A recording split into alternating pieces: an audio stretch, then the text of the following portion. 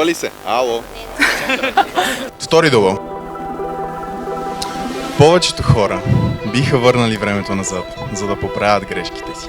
Но аз за нищо на света не бих ги променил. Тъй като всичко преживявано до сега ме е довело до най-перфектното ни парченце, с което да се допълним и да сме едно цяло.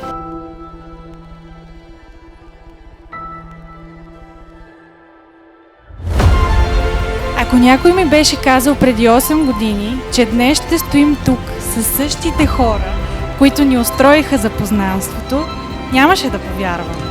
Все пак ние бяхме деца. А днес пускам детето, но само за да върви ръка за ръка до твоето. Завинаги. Аплодисменти за моето семейство Терзийски!